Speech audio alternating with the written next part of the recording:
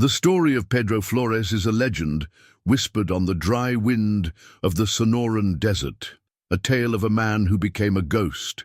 Before we dive into the hell that swallowed his soul, I need you to know that stories like this only survive if they are shared. My goal is to reach 1,000 souls willing to listen, 1,000 subscribers who understand the weight of these words. If you are with me, comment where you are listening from, so I know how far Pedro's story has traveled. He was, in his essence, a son of the desert, a man whose skin was weathered by the merciless sun and whose eyes knew the secrets of the stars that guided the lost. His journey did not begin with blood and gunpowder, but with the dust and hope of those seeking a new life across the border. Pedro was a coyote, a word that to many sounds like that of a predator. But by his own code of honor, he was more of a shepherd. He guided flocks of desperate people through the arid purgatory that separates Mexico from the United States. His work was dangerous, illegal, but he did it with a quiet dignity. There were rules: never ally with the cartels that poisoned his land, never abandon a traveler to their fate, no matter how slow or weak, and never use violence. The money he earned was dirty, yes, but its purpose was sacred: to build a small sanctuary for his family, an oasis of peace in a world of thirst and despair. He saw hope in the eyes of those he guided, and that, somehow, purified his actions. His private universe, the reason for every careful step under the desert moon, had a first and last name: Sofia and Luna Flores. Sofia, his wife, had a smile that seemed to bloom even in the driest soil, and her embrace was the only refuge Pedro knew. Luna, his 6-year-old daughter, was a fragment of light, a promise that innocence still existed. It was for them that he risked his freedom and his life. Every dollar earned was another brick in the house they dreamed of building, far from the border, far from danger. He did not long for wealth or power. His only desire was to see his daughter grow up in a place where the loudest sound was her own laughter, not the distant wail of sirens or gunshots. He vividly remembered the last night of peace, lying on the dirt floor of his modest home, with Luna nestled on his chest. He would point to the night sky, not teaching her about constellations of Greek gods, but about the coyote, the serpent, and the eagle, the spirits of the desert that watched over travelers. He promised her that soon they would have a real roof, one from which they could see those same stars without the filter of dust and poverty. Luna fell asleep listening to his stories, her soft breath a counterpoint to the howling wind outside. In that moment, Pedro felt like a king, ruler of a small but perfect empire of love and dreams. He held on to that image, the warm weight of his daughter on his chest, like a charm. Reality, however, was a persistent shadow. The influence of the Los Halcones del Desierto cartel grew like a cancer, its claws reaching ever closer to the roots Pedro considered safe. He felt the pressure, the need to make one more crossing, perhaps the last, to gather the money they needed to leave. The offer came from a middleman. It was a large group, the payment generous. Something in his gut, the internal compass sharpened by years of survival, warned him. There was a tension in the air, a dangerous stillness that precedes sandstorms. But the face of Luna, imagining her in her own room with toys and clean dresses, silenced the voice of caution. The sacrifice would be worth it. Pedro's skills were legendary among those who needed his services. He didn't just know the paths, he felt them. He knew where the border patrol would be before they even planned their routes. He understood the language of the cacti, the murmur of the stones, the exact moment the night offered its darkest cover. He moved with the stealth of a predator, but with the heart of a guardian. His tools were not weapons but knowledge: how to find water where there was none, how to treat a scorpion sting with local herbs, how to soothe a child's fear with a whispered story. These same skills, forged to protect life, were about to be twisted, transformed into instruments of unimaginable carnage. He lived in two worlds that touched, but were never meant to mix. At home, he was the loving father, the devoted husband, a soft-spoken man with gentle hands that fixed broken toys. In the desert, he became a different creature, a being of sharp instincts, silent and observant, whose hands were steady enough to guide the lost across dangerous cliffs. Maintaining that barrier was his daily struggle. He never brought the dust of his fears into his home, and he never brought the image of his family into the brutality of his work. But on that last journey, the line between his two selves began to blur, and he didn't realize that by crossing the desert, he was also crossing a threshold of no return within his own soul. The farewell was quick as always, to avoid the weight of sorrow. A kiss on the forehead of Luna, who was still asleep, and a tight hug for Sophia at the door. "Be careful, my love," she whispered, her eyes reflecting the worry she tried to hide. "This is the last time, I promise," he replied, a promise that would haunt him for the rest of his days. He turned and walked toward the darkness before the dawn, without looking back.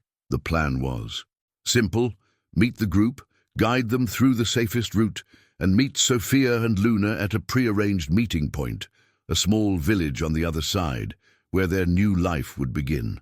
The sun was rising on the horizon, painting the sky in shades of orange and blood, a terrible omen of the day to come. The crossing began under a sickly moon, a pale disk in a sky of black velvet.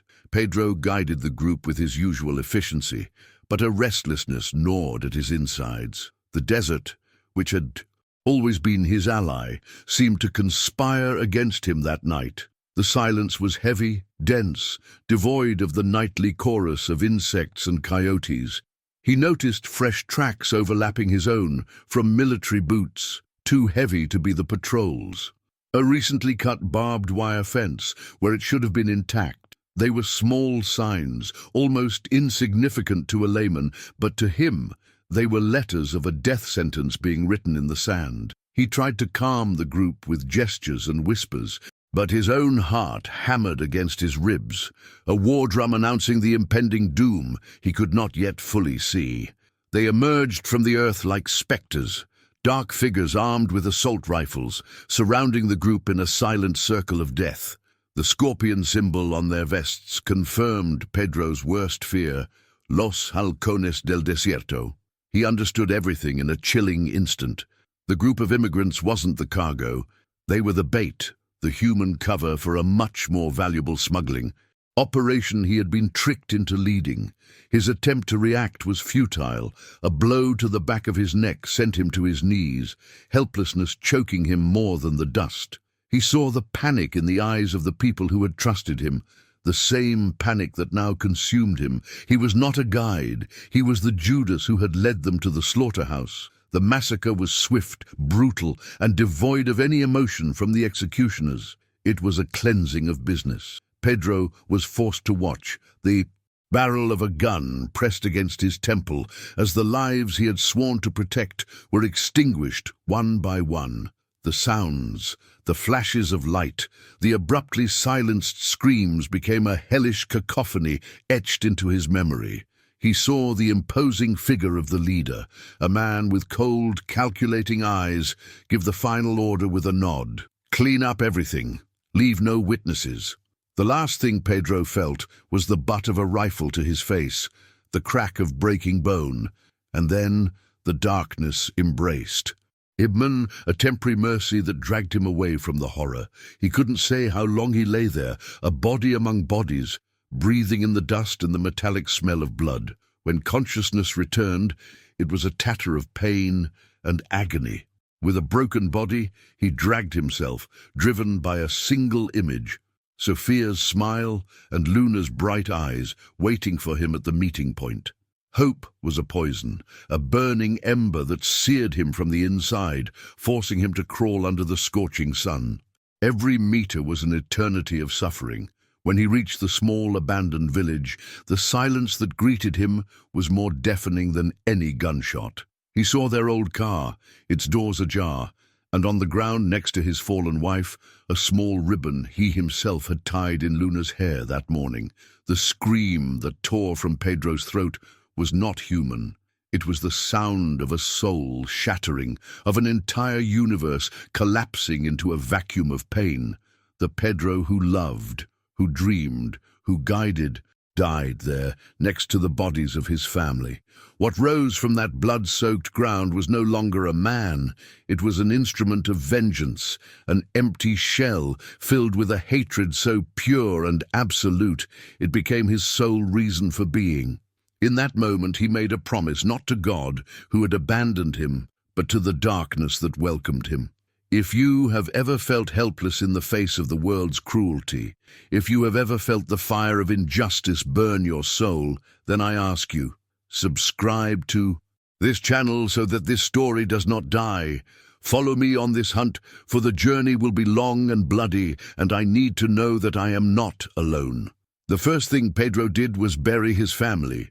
With his bare, bloodied hands, he dug into the hard, dry earth of the desert, a shallow grave, under the shade of a lone mesquite tree. He did not cry. The tears had turned to shards of glass in his soul, and any show of grief felt like a luxury he could no longer afford. The physical act of digging, the ache in his muscles, the blood under his nails, was a ritual of transition. In that hole, he buried not only the bodies of his wife and daughter, but also the man he had been. As he covered the last handful of earth, Pedro Flores ceased to exist. What stood up was merely a shell, a shadow animated by a single profane purpose: revenge. His survival instincts, once used to find water and shelter, were reconfigured for war. The desert became his arsenal.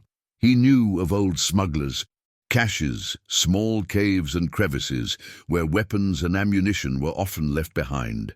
He found a hunting rifle, a rusty pistol, and a machete he sharpened on a stone until the blade gleamed under the moon. He moved with predatory patience, watching, learning, gathering information in the dusty villages where the cartel's men drank and boasted of their deeds. He was in no hurry. Hatred was a cold flame within him, one he knew he had to nurture and control so it would burn long enough to consume all his enemies. The first target was a man named Javier, one of the sicarios he had seen laughing during the massacre. Pedro tracked him for 3 days. He was no longer a guide. He was a hunter of men. He watched Javier at a roadside cantina, saw him drink until he nearly passed out, and followed him when the man stumbled out into the dark of night. The pursuit was silent, with Pedro using the shadows and the sound of the wind to mask his approach. He felt his prey's heart quicken, his breath grow ragged. The man's fear was an appetizer for the feast of his revenge. For the first time, Pedro did not feel fear of the desert. He was the fear in the desert. The hunt ended in a dead-end alley behind the cantina. Pedro cornered Javier, who, drunk and terrified, could barely draw his weapon. Pedro gave him no chance. The confrontation was intimate and ugly. He used the machete not with the efficiency of a soldier, but with the fury of a man who had lost everything. Each blow was an echo of his family's screams. He saw the recognition in Javier's eyes a second before the life faded, the moment the sicario understood who he was and why he was dying.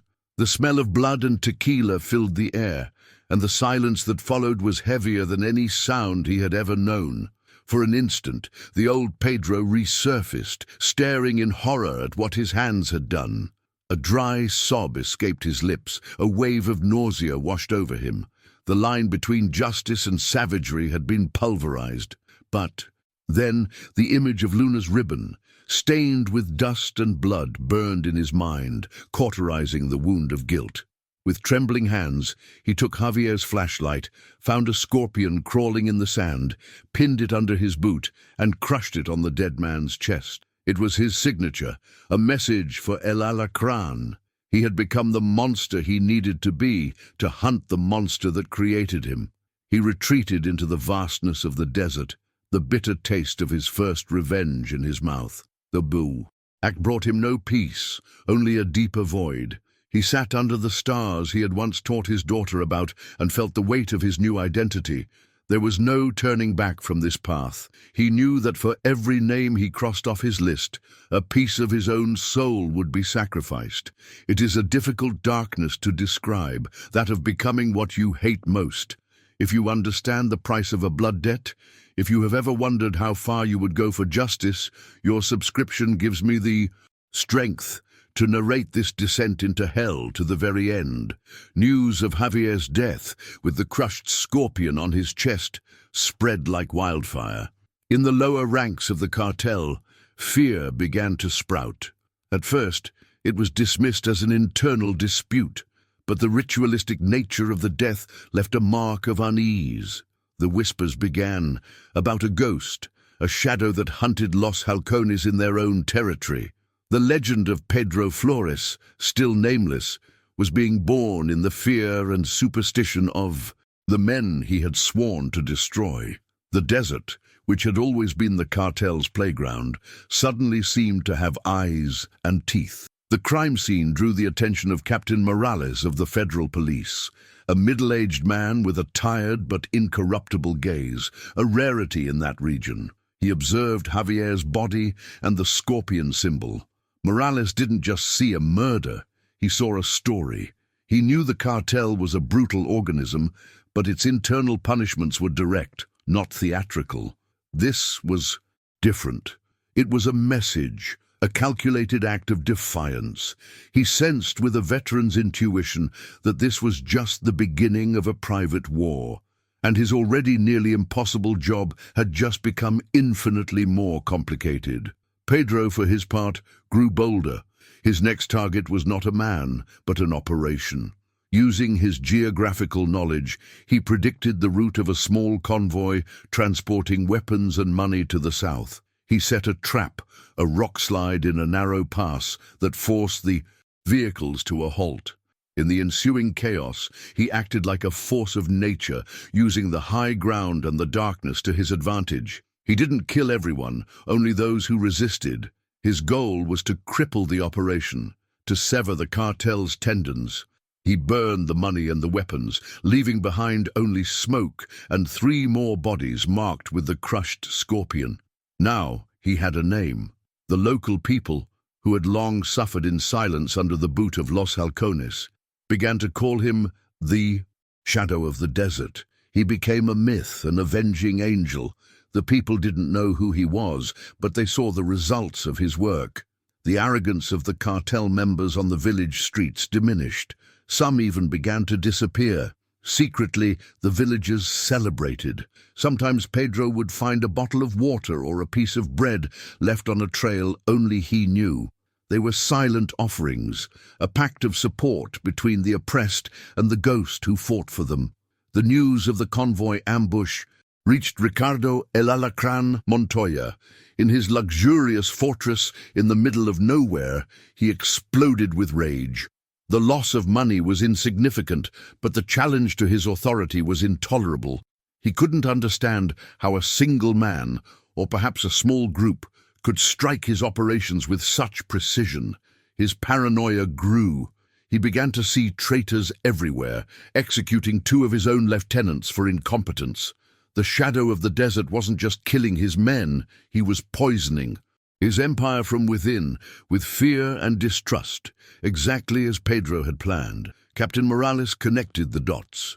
The ambush, the Sicario's death, the intimate knowledge of the terrain. He began to search through cold case files, looking for massacres or incidents involving Los Halcones that might have left a survivor with the right kind of motivation and skill. His finger stopped on a report about a group of immigrants gunned down a few months prior. An operation gone wrong. The report mentioned a local coyote, a crossing expert whose body was never found, Pedro Flores. His family was also listed as missing. Morales now had a face for the Shadow. The one-man war took its toll. During an attack on a cartel safe house, Pedro underestimated the number of guards. The operation was a success, but not without cost. He managed to escape, but with a deep knife wound in his side and a grazed leg from a bullet. The adrenaline kept him going for miles, but blood loss weakened him with every step. The desert, his ally, now threatened to become his tomb. He staggered, his vision blurring, and collapsed on the outskirts of a small village he didn't recognize, the darkness swallowing him once again. That was how Elena found him, a young healer from the village. She was gathering herbs at dawn when she saw his near lifeless form by a dry well. She didn't see a monster or a vigilante, only a man on the brink of death. With her brother's help, she dragged him to her small adobe house, risking the wrath of the cartel, which forbade helping strangers. She asked no questions. With steady hands and an ancestral knowledge of remedies, she cleaned his wounds, stitched his flesh, and fed him a thin broth, bringing him back from the threshold of death. The recovery was slow. For days, Pedro drifted in a feverish state, haunted by nightmares of the massacre. But gradually, the physical pain began to subside, replaced by a different kind of agony. Elena's kindness was a torture. The way she hummed softly as she worked, the care in her gestures, all of it reminded him of Sophia. He found himself watching her, feeling a forgotten warmth in his chest, a ghostly echo of the humanity he believed he had buried. He was in territory more dangerous than any desert canyon, the border of his own frozen soul. He spent nearly 2 weeks in that village, an unlikely sanctuary. He saw children running and laughing, the same sound that had been stolen from his life. He saw families sharing what little they had, a community bound by suffering and resilience. It was a cruel mirror, showing him everything he had lost and could never have again. A violent conflict erupted within him. A part of him, exhausted and wounded, longed to stay, to disappear into that simple life and perhaps one day find a fraction of peace. But the other part, the shadow, knew his presence there was a lie. One evening, sitting outside, Elena spoke of the fear that dominated their lives, of the extortion and violence from Los Halcones. But then she spoke with a thread of hope in her voice about the shadow, an avenging spirit who, according to legend, was hunting the cartel men. "They say he is the desert itself, collecting blood debts," she said, having no idea she was speaking to the myth himself. Pedro listened in silence, the weight of his actions crushing him. To this girl, he was a symbol of hope, but he knew the truth. He was a man driven by hatred, and his war would only bring more death. Meanwhile, Morales's investigation had led him to that region. Following a trail of information on the recent attacks, he heard rumors of a wounded stranger being cared for in a small, isolated village. The captain knew he was close. He didn't want to arrest Pedro as much as he wanted to understand him, perhaps even stop him before he completely self-destructed. Morales drove along the dirt roads, his official presence causing ripples of silence wherever he went, knowing he was in a race against time before more blood was shed. The temptation to stay, to accept this second chance at a peaceful life, was almost unbearable. Pedro imagined himself leaving the revenge behind, learning to smile again, perhaps even deserving Elena's kindness. For one whole night, he allowed himself to dream of this possibility. He watched Elena sleep, the tranquility on her face a balm to his tormented soul. Was it possible? Was it possible to stop being the shadow and become a man again? Hope was a fragile, poisonous flower, and he knew he could not let it take root in his desolate heart. The next morning, while packing his bag to leave, his fingers found something at the bottom. A small, roughly carved wooden bird he had made for Luna weeks before the massacre. As he held the object, the dam of his resolve broke. The memory of his daughter, of her laughter, of the ribbon in her hair, came back with the force of a hurricane. There was no peace for him, no new beginnings. His life had ended that day. In the desert, all that remained was the mission. Elena's kindness was not a cure, it was just an interlude, a final, painful glimpse of the paradise he had lost forever. He left before dawn. On Elena's table, he left some of the money he had taken from the cartel, enough to help the village for a while. It was the only way he could thank her. He did not say goodbye. A ghost doesn't say goodbye. He simply vanishes. As he left the village, he felt the familiar cold of solitude wrap around him. Like a shroud, he was back in his element, his purpose. He was the shadow, and his darkness could no longer be tainted by light. The decision was made, the path sealed. A few miles from the village, on a deserted road, a federal police vehicle blocked his path. Captain Morales was leaning against the hood, waiting. There was no threat in his posture, only a deep weariness. The two men stared at each other through the dust. There were no words about the law or crimes. Morales simply said, "This won't bring your family back, Flores." Pedro, his face hardened by grief and the sun, answered in a hoarse voice, "I know, but it will send their murderers to hell, and I'll be the ferryman." The encounter was brief, a silent acknowledgement between two men who, under different circumstances, might have respected each other. Morales did not try to arrest him. He knew he couldn't, and perhaps a part of him didn't want to. He just watched him walk away, a lone silhouette against the rising sun. "May God have mercy on your soul," Morales whispered to the empty air. But Pedro no longer believed in God, and he certainly didn't want mercy. His encounter with Elena and Morales hadn't stopped him. On the contrary, it solidified his resolve. He had seen humanity and the law, and he had rejected them both. Now only one name remained on his list, the biggest of all, El Alacran. El Alacran's fortress was a scar of concrete and arrogance in the heart of the mountains, a modern hacienda, surrounded by high walls, barbed wire, and men armed to the teeth. For any army, it would be a difficult target. For Pedro, it was just another landscape to be read, another terrain to be conquered. On the night of the major meeting of cartel bosses, he approached not as a soldier, but as the wind. He used a forgotten canyon to bypass the patrols, scaled a cliff face everyone considered impassable, and infiltrated the perimeter while the guards' attention was on the arriving luxury cars. He moved through the shadows of the compound, a ghost with the scent of dust and death, invisible and inevitable. His first objective was not to kill, but to sow chaos.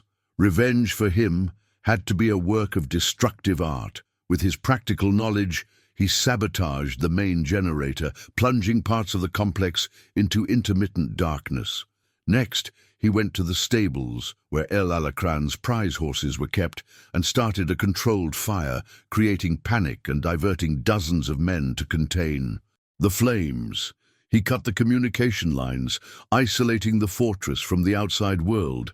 El Alacran's sanctuary was becoming a trap, and his own men, now jumpy and disoriented, began to see enemies in every shadow, suspecting an internal betrayal.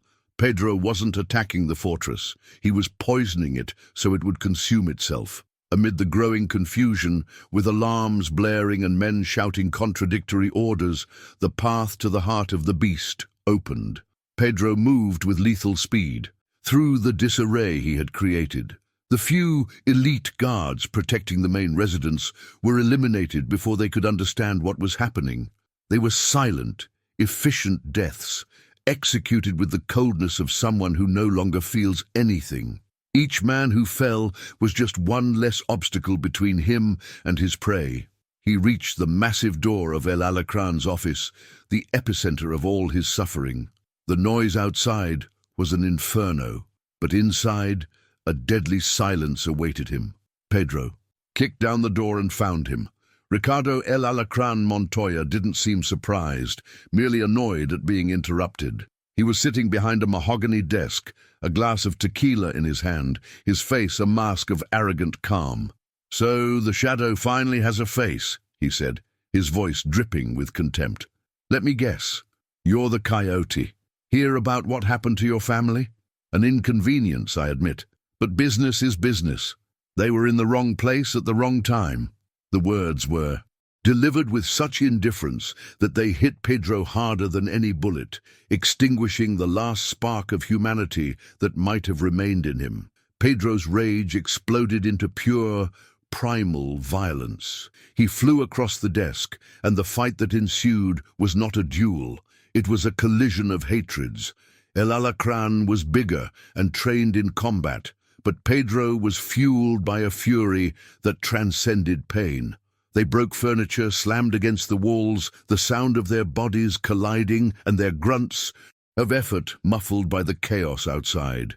The luxurious office became a savage arena. A blow from El Alacran opened a cut on Pedro's forehead, the blood momentarily blinding him.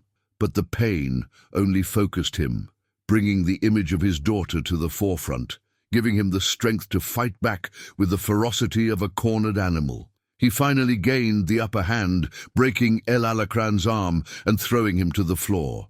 With his knee on the cartel boss's chest, Pedro raised his machete. The end was here, a single blow away. But to kill him quickly seemed too easy. It would be a mercy the man did not deserve.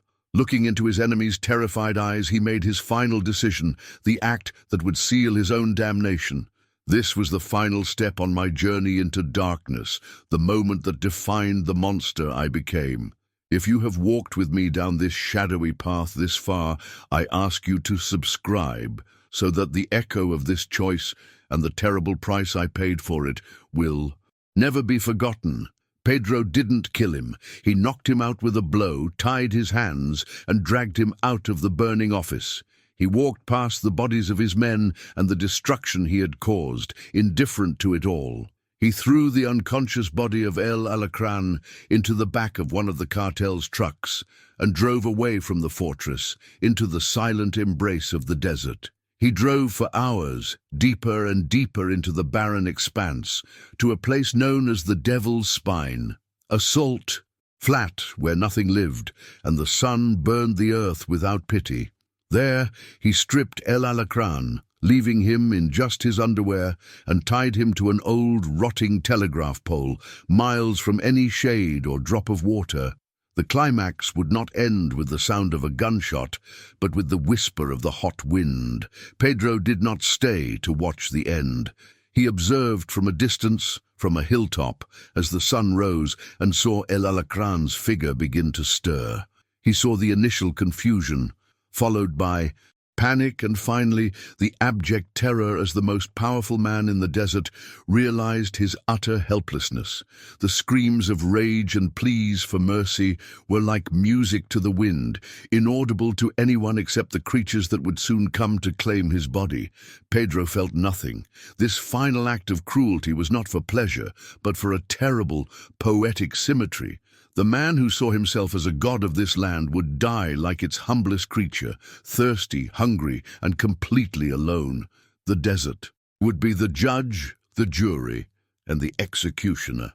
He turned and drove away aimlessly, the truck's engine the only sound in a world of silence. Hours later, he stopped in the middle of nowhere and cut the engine.